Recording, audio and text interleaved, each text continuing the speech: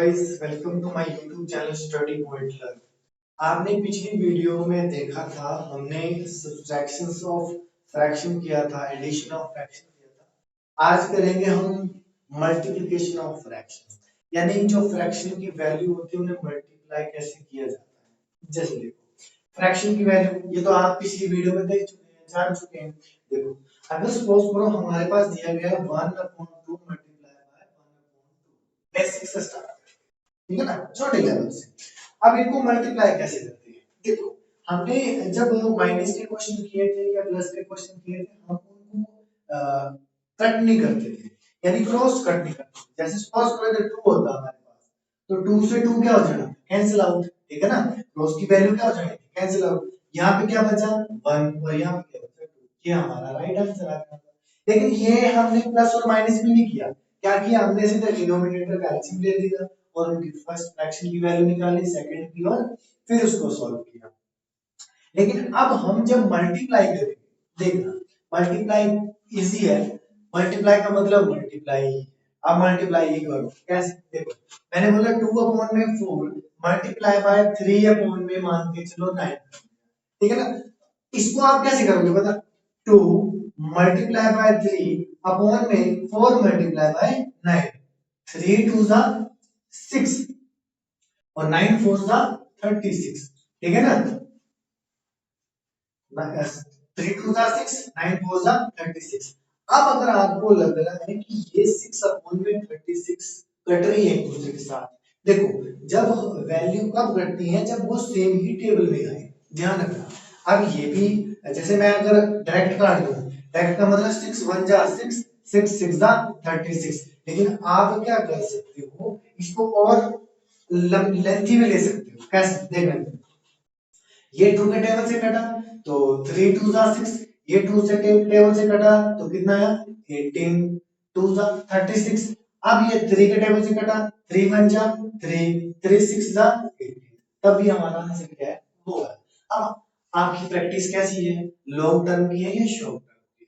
ये डिपेंड करता है आप क्या प्रैक्टिस किस हिसाब से, ठीक है ना। दोनों तरीके मैंने आपको बता दिए। चलिए एक एग्जांपल और लेते हैं। जैसे सपोज करो 4/12 मल्टीप्लाई बाय 6/13, ये लिया। अब आप चेक करो, क्रॉस मल्टीप्लाई करो, देखो क्या इसके साथ ये डिविजिबल है? क्या इसके साथ ये डिविजिबल है? कट रहा है इसके साथ? देखो मैं कर दूं इसको, 6 1 जा 6, 6 2 जा 12। अब ये 4 है और ये 12 है। 4 तो देखो 2 के टेबल में भी आता है, 4 के भी आता है, लेकिन 13 एक ऐसा नंबर है जो सिर्फ अपने ही टेबल में आता है। तो हम क्या करेंगे? 4 1 जा 4 और 13 2 जा 26। अब काट सकते हैं आप, यहाँ पे 4 है, यहाँ पे 26 है। अब ये जो 4 है ये भी 2 के टेबल से कटेगा, 2 2 जा 4 और 13 2 जा हमारे पास 26 होते हैं, और ये आ गया हमारा राइट आंसर, ठीक है ना। अब यहाँ समझ देखो, आपको लेंथी भी कर सकते थे। 6 को पहले 4 से मल्टीप्लाई करो, 12 को 13 से मल्टीप्लाई करो, फिर डिविजिबल करो, फिर इसको काटो, तो ये आंसर क्या आएगा हमारे पास? 2/13। तब भी हमारे पास 2/39।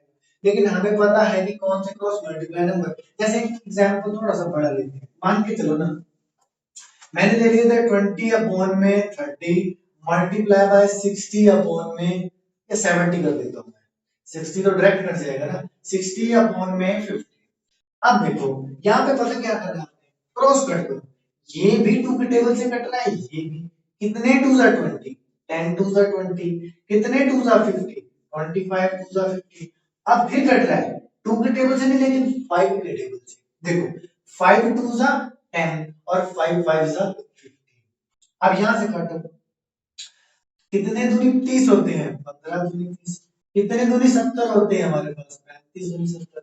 अब यहाँ पे, ठीक है ना। अब देखो ये भी 5 के टेबल से कट रहा है, ये भी 5 के टेबल से।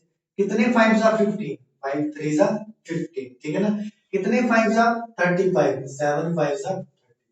ये बचा हमारे पास। अब मल्टीप्लाई कर दो, 7 दूनी 14 और 5 दिए 15, ठीक है ना। अब ये किसी से नहीं कट रहा है, तो इसका मतलब हमारा राइट आंसर क्या आएगा? 14/50। ये तो बड़े नंबर है, ठीक है ना। आप छोटे से शुरुआत करो, 2/4 मल्टीप्लाई बाय 4 6, समझ गए ना मेरी बात?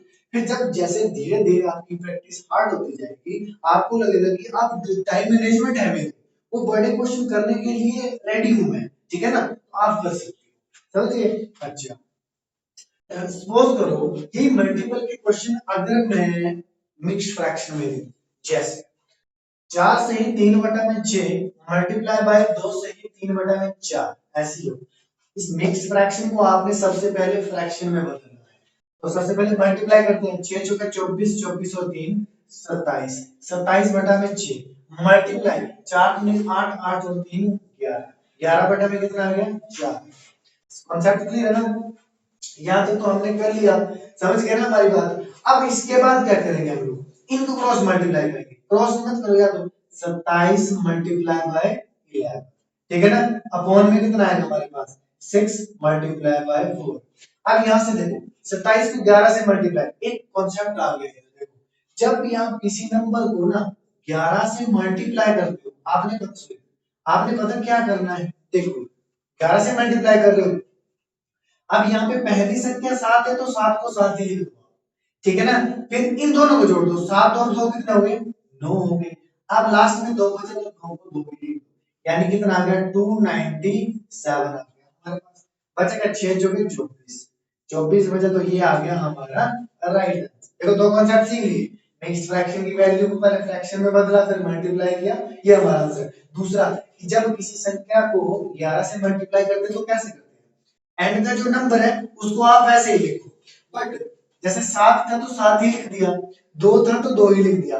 अब इनको जोड़ दो आप, जैसे एक एग्जांपल में और लिखता हूं, कभी भी आप 11 से मल्टीप्लाई करोगे तो उसको देखना आप कैसे, जब भी नंबर ऐसे होगा 32 मल्टीप्लाई बाय 11, ये पहला नंबर 2 है तो 2 तो आप 2 ही लिख दो, अंतिम नंबर 3 है तो 3 का 3 ही लिख दो, इनको जोड़ दो 5, ये हमारा मल्टीप्लाई भी हो गया। कॉन्सेप्ट क्लियर है ना आपका, इसी तरह से आप कोई भी नंबर ले आओ उसको मल्टीप्लाई करते हो तो इस तरीके से। चलिए मिक्स्ड फ्रैक्शन के मल्टीप्लाई में कुछ और क्वेश्चन करते हैं, ठीक है ना। अब देखो यहाँ पे क्वेश्चन है हमारे पास, 4 से ही 3/2 मल्टीप्लाई 3 से ही 4/5 कर दो आप, कोई भी कर सकते हो आप मल्टीप्लाई करो, 4 दूनी 8, 8 चौकी 11, 11/2 आ गया, मल्टीप्लाई 5 दिए 15, 15 और 4 19, 19 आ गया अब हमारे पास, और नीचे क्या बचा हमारे पास 5। अब 11 मल्टीप्लाई बाय 19 बटा में कितना है 2 मल्टीप्लाई बाय कितना आ गया हमारे पास 5।